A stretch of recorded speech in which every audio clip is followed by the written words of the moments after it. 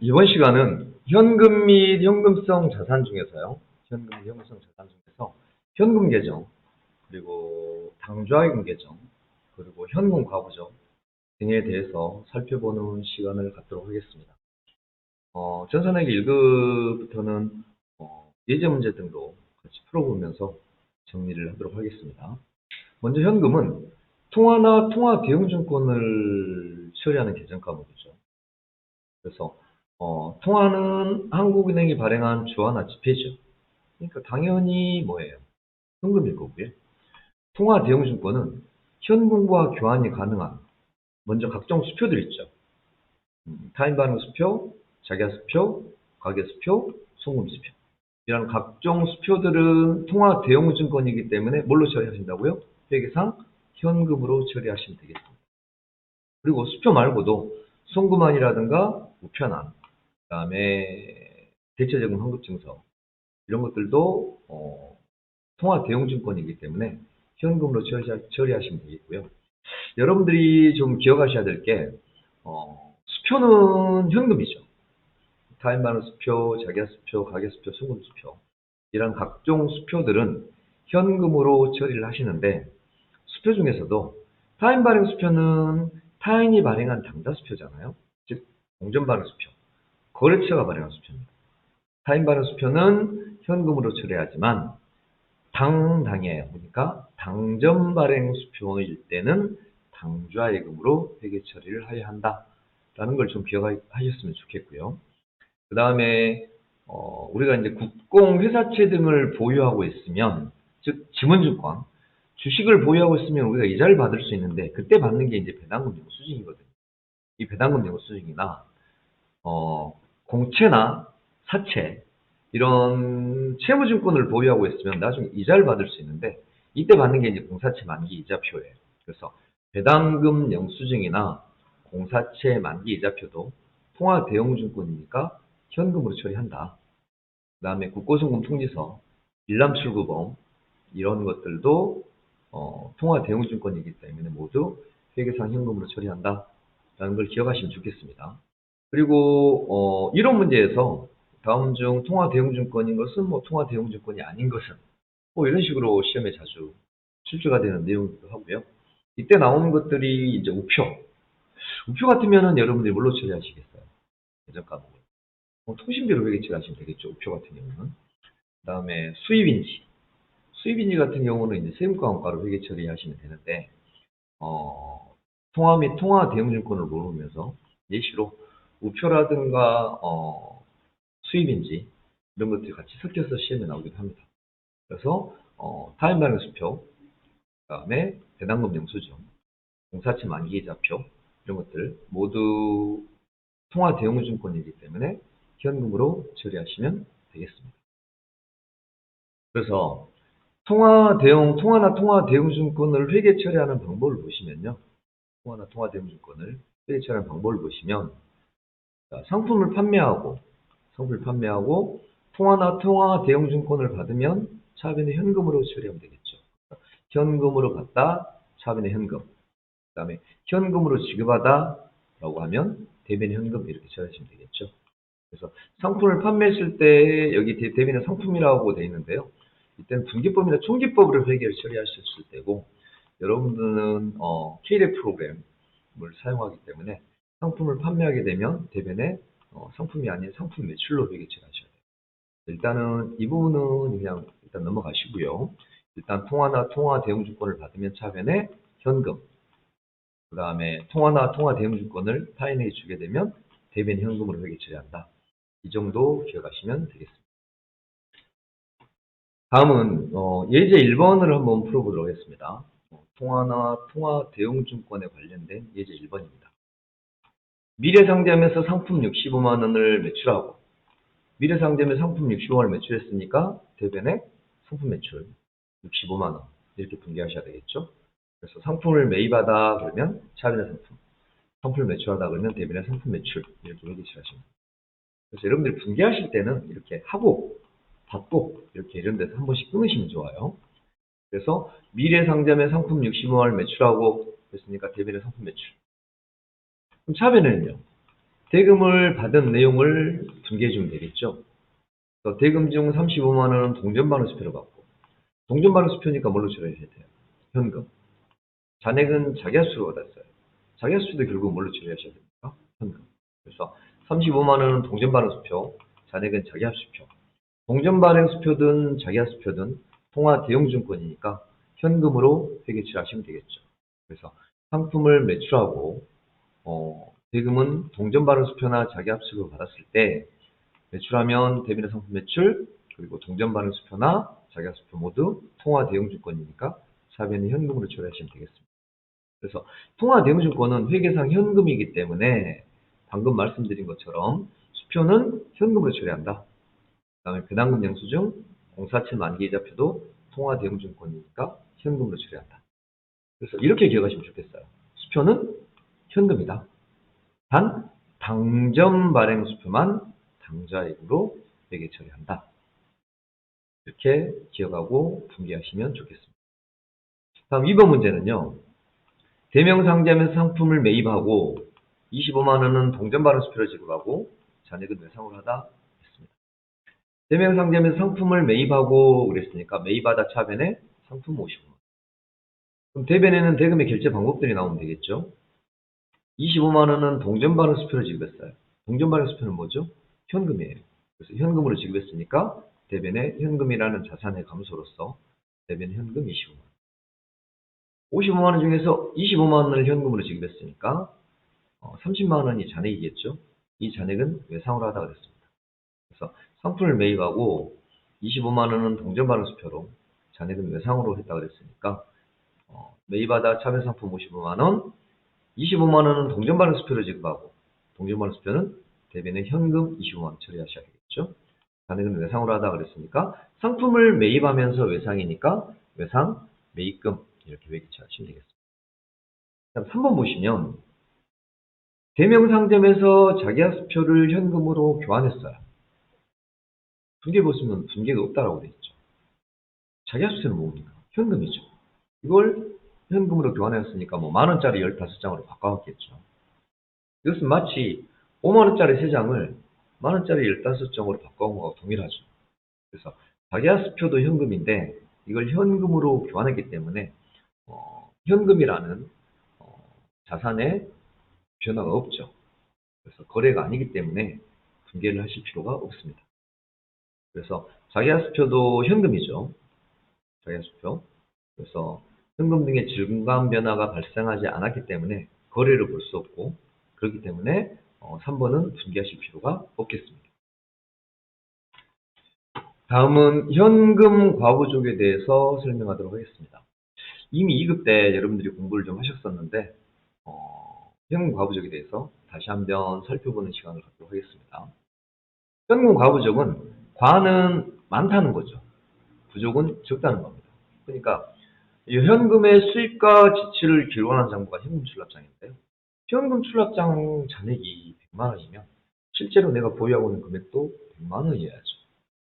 근데 현금 출납장의 장부 잔액과 실제 잔액이 일치하지 않았을 때 처리하는 임시 계정이 바로 현금 과부족이죠.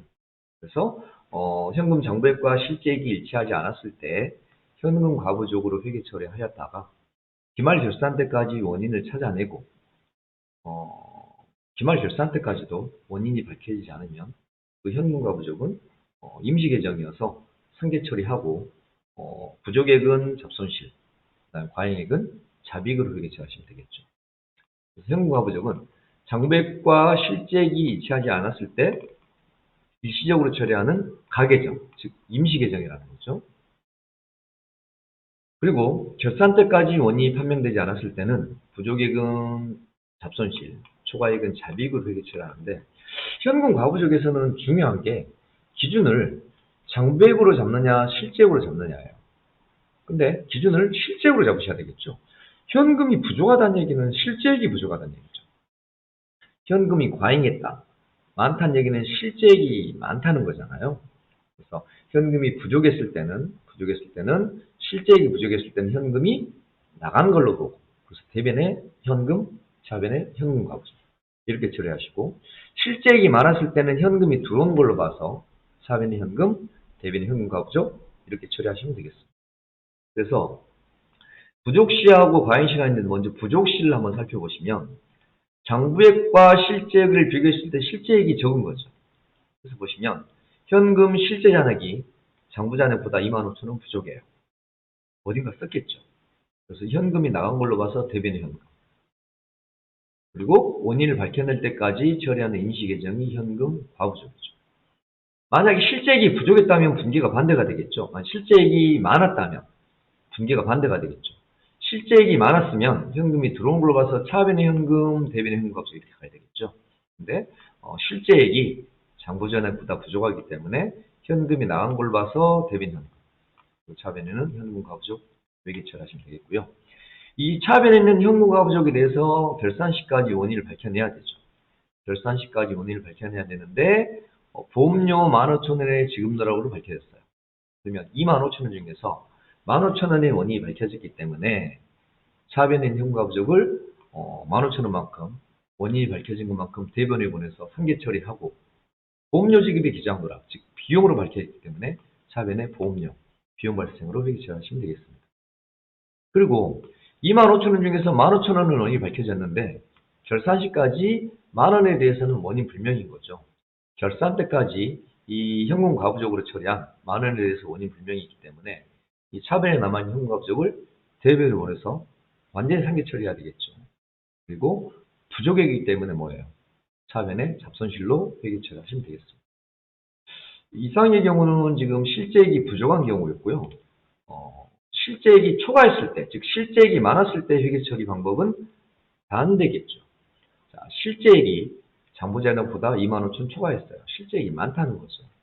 그럼 현금이 들어오는 걸로 봐서 차변의 현금, 대변의 현금 과부족 이렇게 회계 처리했다가 15,000원이 이자 수익의 누락을 밝혔어요.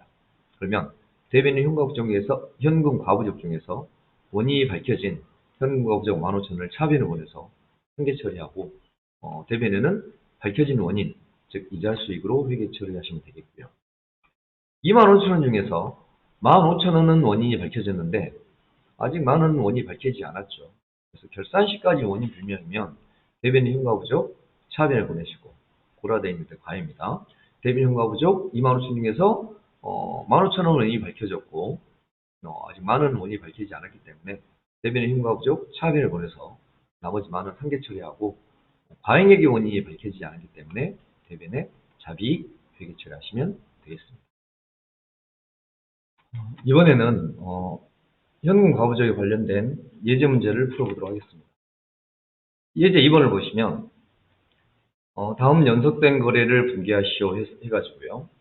현금 출납장 장부액은 25만 원이고 실제 현금은 22만 원이에요.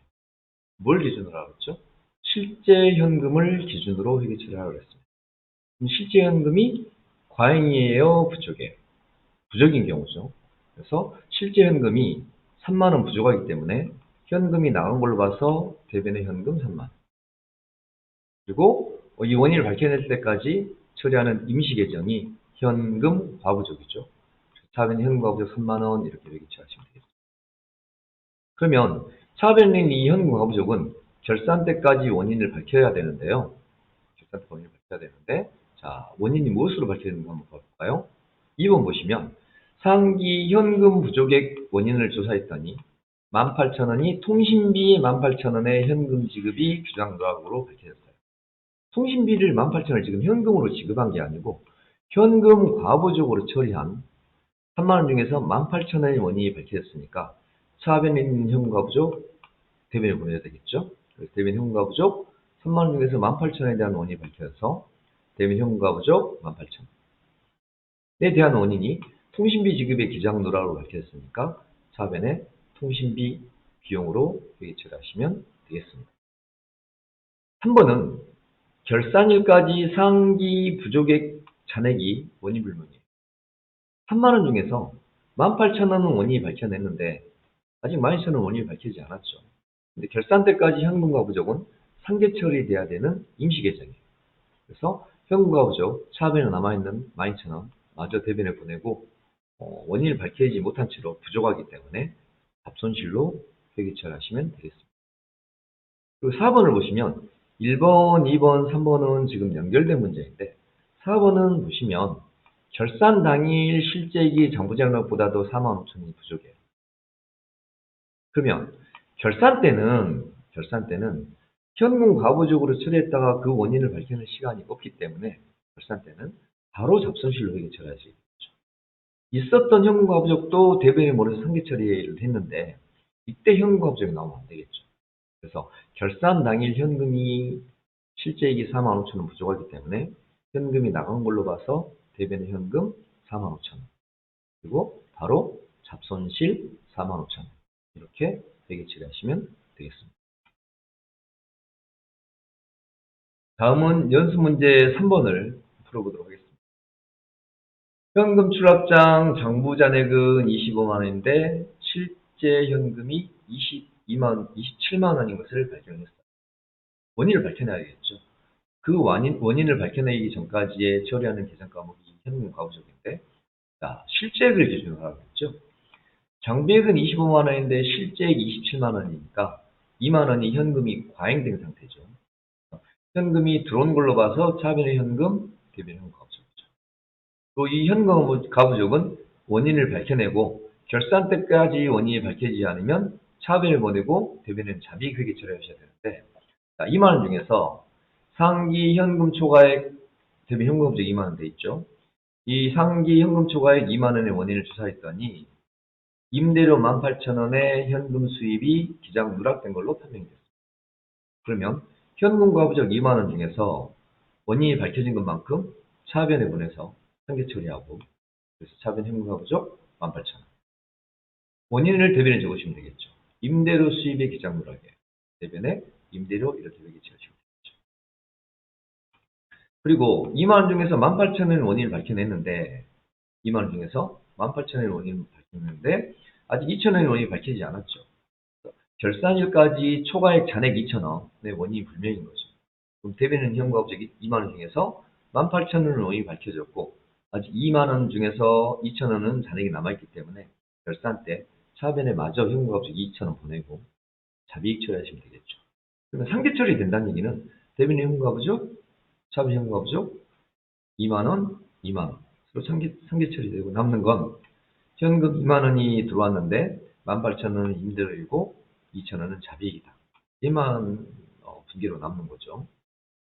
그다음 4번 보시면 결산 당일 현금 실제 잔액이 장부 잔액보다도 4만 5천 원 초과한 경우 실제액이 많죠. 많은 현금이 들어온 걸로 봐서 차변 현금. 또 결산 때는 있던 현금 과부적도 없애줬잖아요. 바로 자비익으로 회계 처리하시면 되겠습니다. 다음 소액연금 전도금에 관한 내용인데요. 이 내용은 시험에 잘 출제되는 내용도 아니고요. 그리고 아직까지 출제된 걸 잘 못 봤습니다만은 그래서 간단하게 설명을 넘어가도록 하겠습니다. 소액의 경비를 지출하기 위해서 별도로 부서별로 회계과에서 담당 부서에 지급해야 되는 돈이 소액연금 또는 전도금인데요. 전도금인데 얘는 장애자금 선고법이 있고 부정액자금 선고법이 있고 그 정도. 소액연금이라는 계산 과목이 있다더라 정도만 좀 기억하시면 좋겠습니다. 그래서 방금 공부한 내용들을 다시 한번 정리를 해보시면 현금은 통화나 통화대응증권을 현금으로 이렇게 처리한다. 통화는 한국은행이 발행한 주화나 지폐를 통화라고 하고 이 통화는 당연히 현금이겠죠. 그리고 통화대응증권 중에서 여러분들이 좀 눈여겨보셔야 될 게 수표. 수표는 현금이다. 수표는 현금인데 당점 발행 수표만 당좌예금으로 회계 처리하시면 되겠고요. 그리고 배당금 영수증이나 공사채 만기 이자표 이런 것들도 통화 대무증권이니까 현금으로 처리한다. 물론 받았을 때 차변이 현금 처리하겠지만 배당금 영수증을 받았을 때는 대변에는 배당금 수익, 공사채 만기 이자표를 받았을 때는 차변에 현금 처리하고 대변에 이자 수익 이렇게 회계 처리하시겠지만 일단 배당금 영수증이나 공사채 만기 이자표도 통화 대응증권이니까 현금으로 처리한다 라고 기억을 하시면 좋겠습니다. 그리고 현금 과부족에 관한 문제였었는데요. 현금 과부족은 장부액과 실제액이 일치하지 않았을 때 처리하는 임시 계정이었다. 그래서 현금 가부족은 얘가 차변 올 수도 있고 대변 올 수도 있었었죠. 그래서 현금 가부족은 장부액과 실제액이 일치하지 않았을 때 그 불일치의 원인을 찾아서 원인이 판명될 때까지 처리하는 일시적인 계정이다. 즉 임시 계정인 거죠. 그래서 현금 부족액은 결산 때까지 원인이 밝혀지지 않으냐. 즉 이미 현금 부족액은 또는 현금 초과액은 현금 가부족으로 회계처리를 하겠죠. 그래서 부족액에 대한 원인이 결산 때 밝혀지지 않으면 결국은 잡손실. 과잉액, 초과액에 대한 원인이 결산 때까지 밝혀지지 않으면 자비. 이렇게 회계처리를 하시면 되겠습니다. 그래서 부족시하고 과잉시하고 다시 한번 살펴보면 현금이 부족했을 때는, 즉 실제액이 부족한 거죠. 실제액이 부족했을 때는 현금이 지출되는 걸로 봐서 대변 현금이죠. 그래서 실제액이 장부잔액보다 25,000원 부족하기 때문에 현금이 나간 걸로 봐서 대변 현금. 그리고 차변 현금 가부족이었죠. 만약에 과잉했을 때는, 실제액이 과잉했을 때는 반대로 차변 현금, 대변 현금 가부족 이렇게 나오겠죠. 그래서 실제액이 25,000원 부족하기 때문에 부족한 금액만큼 현금이 지출된 걸로 봐서 대변 현금, 차변 현금 가부족 이렇게 회계처리 하시면 되고요. 이 차변에 있는 현금 가부족은 결산 때까지 원인을 밝혀내야 되죠. 근데 15,000원만 보험료 지급의 기장 누락으로 밝혀졌어요. 그러면 25,000원 중에서 15,000원 현금 가부족 대변을 보내고 보험료 지급의 기장 누락으로 밝혀졌으니까 차변에 보험료 이렇게 회계처리 하시면 되겠고요. 25,000원 중에서 15,000원은 원인이 밝혀졌는데 결산 때까지 10,000원의 원인이 밝혀지지 않았거든요. 그럼 결산 때 이 현금 가부족에 대한 원인이 밝혀지지 않은 금액은 잡손실로 회계처리 하시면 되겠습니다. 그리고 현금 초과 시의 회계처리 방법을 다시 한번 살펴보면 초과 시는 실제액이 많은 거죠. 그래서 현금 실제액이 장부잔액보다도 25,000원 초과했을 경우에는 현금이 들어온 걸로 봐야죠. 들어온 걸로 봐서 차변에 현금 25,000원 회계 처리하시고 원인이 밝혀질 때까지 임시 계정으로서 대변의 현금 가부족 처리하시면 되겠죠. 그 다음에 이 현금 가부족 대변에 처리된 과잉액 25,000원 중에서는 25,000원은 그 원인을 찾아서 상계 처리해줘야 되는데 25,000원 중에서 15,000원은 이자 수익의 기장 누락으로 판명이 됐어요. 그러면 대변인 현금 가부족 차변을 보내고 판명된 이자 수익을 대변에 기록해 주면 되겠죠. 그리고 25,000원 중에서 15,000원은 원인이 밝혔으나 10,000원은 결산 시까지 원인 불명이기 때문에 마저 현금 가부족 10,000원 상계 처리하고 과잉액에 대해서 대변에 자비 회계 처리하시면 되겠습니다.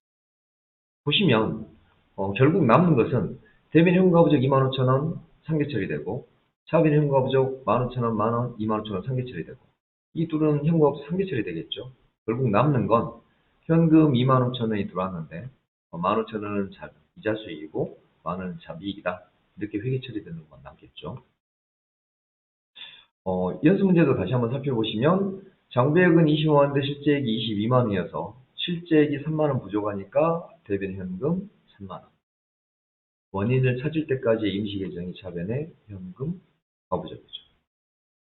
그리고 이 현금 과부족에 대한 원인을 찾아내야 되는데 이 현금 과부족에 대한 원인이 통신비 지급의 기정으로 밝혀졌습니다. 차변의 현금 과부족 대변에 보내고 원인으로 밝혀진 통신비를 차변에 기재해 주면 되겠죠. 그리고 3만원 중에서 18,000원은 원인이 밝혔으나 12,000원은 원인 불명이기 때문에 결산 때 부족액에 대해서 잡손실로 회계 처리하시면 되겠고요. 그 다음에 4번 문제는 실제액이 장부잔액보다도 부족한데 이게 회계 기간 중이 아니고 결산 당일이죠. 결산 당일이 부족할 때는 바로 잡손실 처리한다. 그런 걸 기억하시면 되겠습니다. 그리고 이제 3번 보시면 장부액은 25만원이고 실제액이 27만원이니까 실제액이 2만원이 많죠. 많으면 현금이 들어온 걸로 봐서 차변 현금 그리고 현금하고 대변해 가죠. 그래서 원인을 밝혀내야 되는데 2만원 중에서 18,000원이 임대료 수입의 기장 누락이니까 2만원 중에서 18,000원 상대 처리하고 대변에 임대료 회계 처리하시면 되겠고요. 2만 원 중에서 18,000원 원인이 밝혀졌으나 2,000원은 원인 불명이죠. 그럼 결산 때는 뭘로요? 자비익으로 회계 처리하시면 되겠죠. 근데 4번은 결산 당일 실제액이 장부자료보다 많기 때문에 일단 현금이 들어오는 걸로 봐서 차변 현금 처리하시고, 회계 기간 중이라면 원인을 밝혀낼 수 있으니까 대변인 현금 가부적 처리하겠지만 결산 당일 부족하니까 바로 결산 당일 초과하니까 바로 잡이익으로 회계 처리하시면 되겠습니다. 이번 시간에는 현금하고 현금 계정과 현금 가부족을 회계 처리하는 것에 대해서 공부하였습니다. 오늘 수고 많으셨습니다. 다음 시간에 뵙겠습니다.